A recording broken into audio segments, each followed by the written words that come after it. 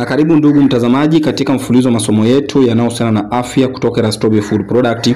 Natumai una afya njema kabisa. Kama unavyoona hapa, huu ni mti wa Ficus bengalensis. Kuna Ficus carica na kuna Ficus bengalensis. Hii ni jamii moja.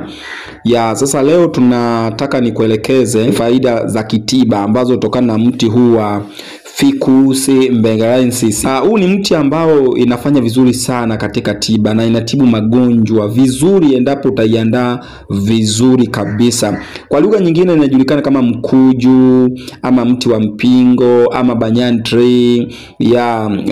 Unaweza ukauita hivyo. Kwanza kabisa huu mti inapambana na kisukari. Ina uwezo mkubwa wa kupunguza blood glucose kama inavyoonekana. Huu mti inafanya vizuri sana katika kuweka insulini au kuboresha insulini kukaa vizuri, lakini pia kupunguza kiwango cha sukari katika damu.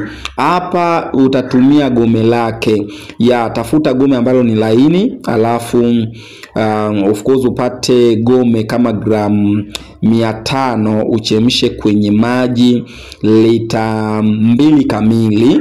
Unaweza kaweka lita 2.5 hivi ili kichemke baki lita 2 kamili. Baada ya kubaki, vipimo ni muhimu kazingatia na maandalizi yake kama ninavyokuelekeza. Baada ya kubakiza lita 2, utatumia sasa glasi 1 kutwa mara 2.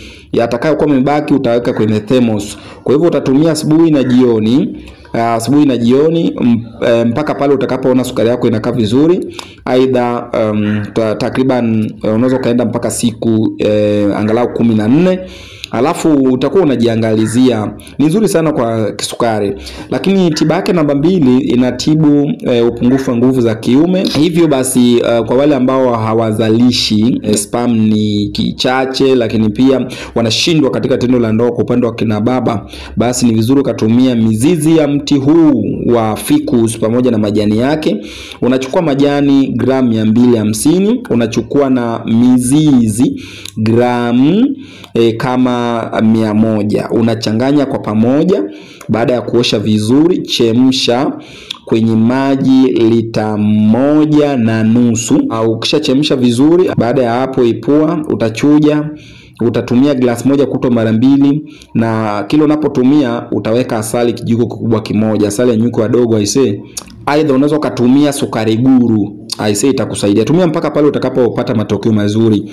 Tiba yake nyingine pamoja na kutibu vidonda pamoja na majeraha ya nje.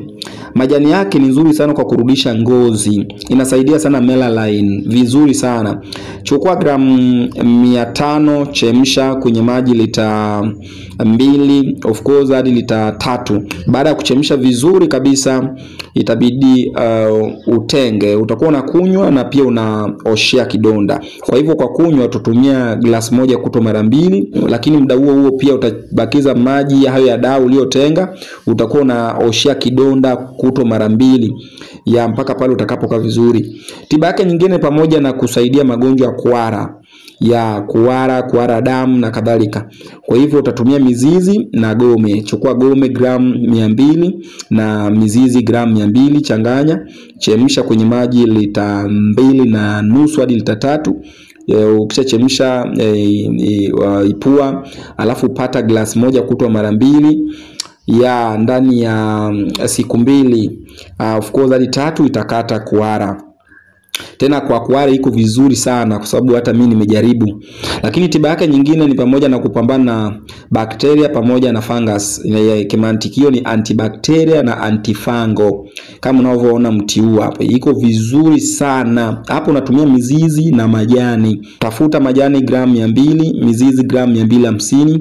Alafu osha vizuri, chemsha kwenye maji lita 3. Alafu utakuwa unatumia glasi 1 kutwa mara 2 kwa muda wa siku angalau 20. Nafikiri utapata matokeo mazuri. Alafu una stop. una stop. Of course ndio faida ambazo hutokana na mti wa Ficus benghalensis, na inafanya vizuri sana. Ndugu yake Ficus carica, nafikiri unaufahamu. Najua inatibu magonjwa mengi, lakini usikose kucomment hapo na kuongezea nyingine ili tuweze kujifunza zaidi. Usisahau kusubscribe, kushare na comment ili watu wengine nao waweze kupata elimu hii. Asante sana na tukutane katika video nyingine. Bye bye.